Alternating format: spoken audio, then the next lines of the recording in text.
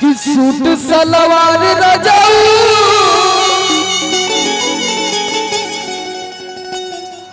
और साड़ी चुभेला कमरिया में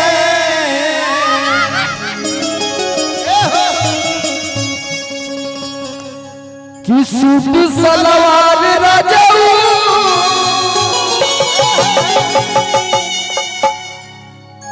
हाय साड़ी चुभेला कमरिया में ऐसे ही बनौले रहिया तलेला में कसी मजा दी गरमिया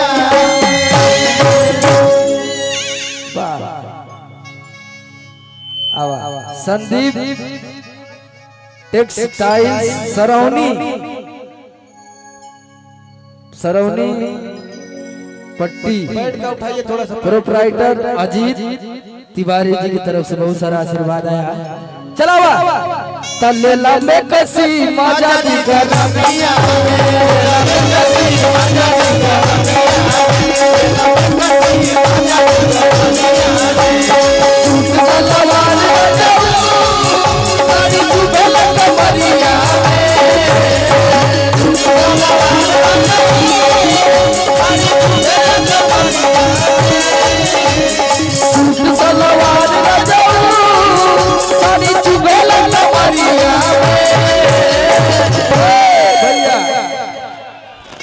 चला तो ले लो मैं कसी मजा दी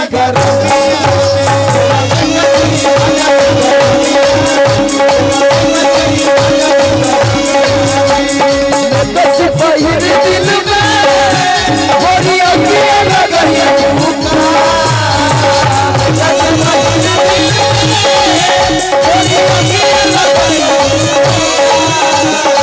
कसी पहिर दिल में बड़ी अखियां लगई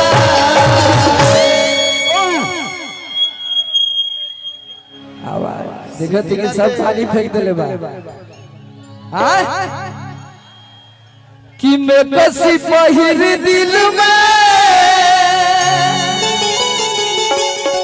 ए गोरी अगिया लगई भूखा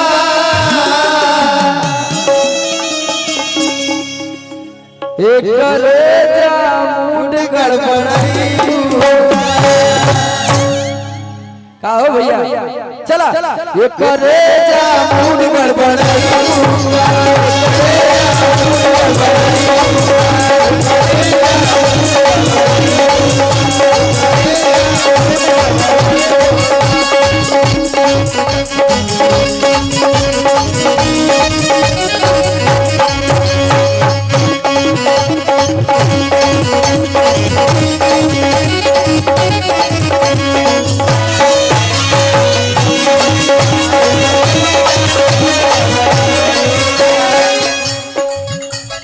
कितनो डोलानी रतिया चैत में बेनवा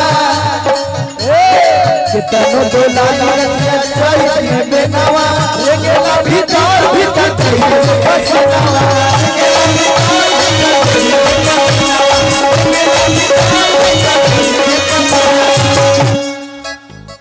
कि कितनो डोलानी रतिया कितनो डोलाई रतिया चैत में बेनवा का होला अरे गेला भीतर भीतर फसनवा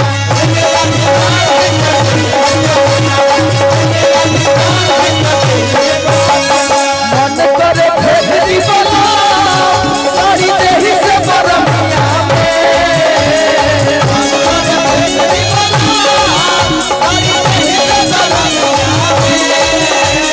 मन करे फेरी बना सारी देही से बरमिया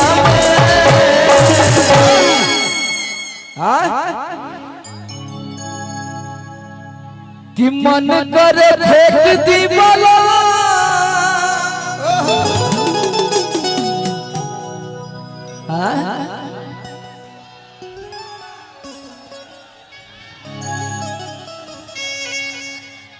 कवन वाला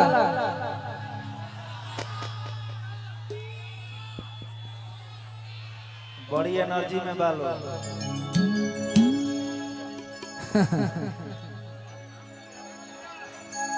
कि जनता उत्तर प्रदेश के अब मांगत बा अखिलेश के। चला खुश देखा हम कलाकार है, हमसे जवान का वही बा हम कुल गाते भैया।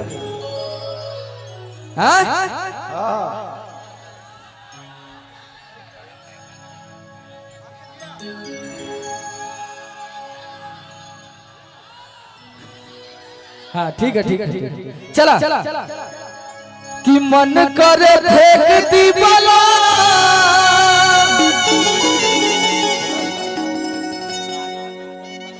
अच्छा और हमारे प्यारे भाई सुपरस्टार गायक गोलू राजा भी आ चुके हैं, मंच पे आने वाले हैं। एक जोरदार ताली से स्वागत होगा भैया, होई ना पक्का ना। चला हाँ बुला ली कि मन करे फेंक दी बला,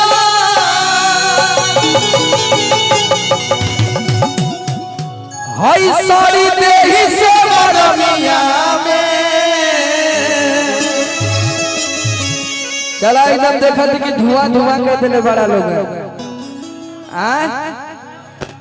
आज ही हमके लगा थी कि ये माटी दू बित्ता खाल हो जाए ना।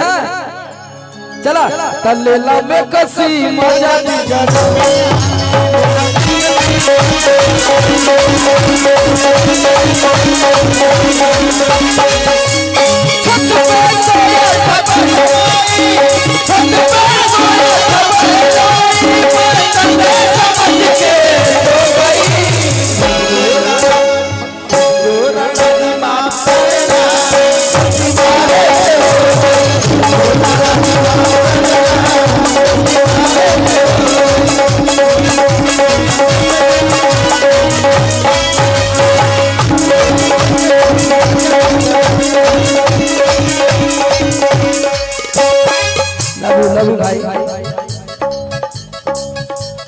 काहे नहीं भूखी धन तोहर के करमिया, काहे नहीं भूखी धन तोहर के करमिया, कबहू कुलार में न डाले लुपटिया।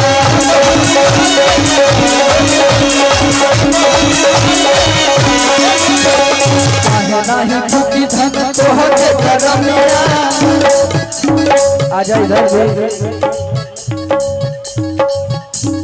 काहे नहीं झुकी धन तोहर के करमिया, अब हुकुलार में न डाले लुपटिया।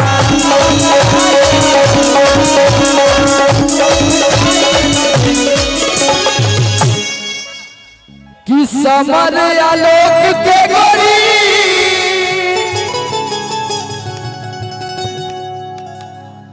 अब तू ही पढ़ाई भूखा,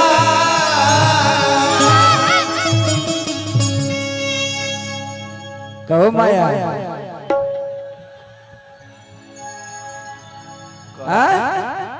आवा अच्छा है कि पूरा बोले क्या, दो तीन बार गलत करे तो 5-7 बार आई बात अच्छा लगी हम के तो के कहा था आकाशवाणी करवा दी। संदीप टेक्सटाइल्स कपड़ा व्यापारी सरौनी पश्चिम पट्टी, प्रोप्राइटर अजीत तिवारी, सरस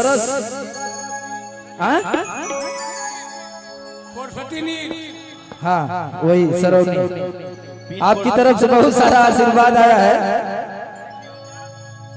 कि समर आलोक के गोरी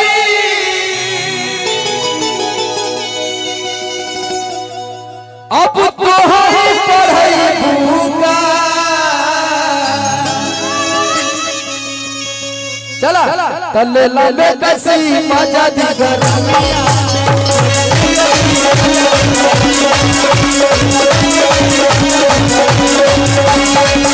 सगवार रजाऊ साड़ी चुभेल कमरिया,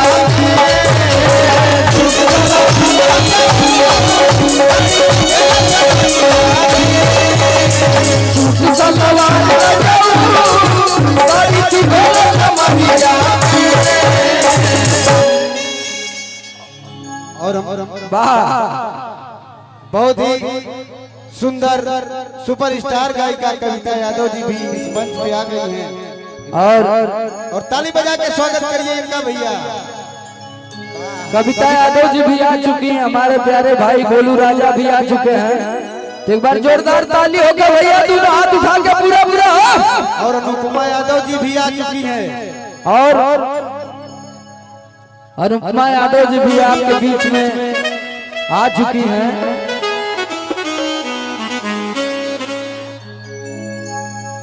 हेलो वाह, आप सब लोग के गोड़ छुके गोड़ लागतानी कैसन बा लोग। खुश रहा बचिया, कहाँ रहली इतना दिन।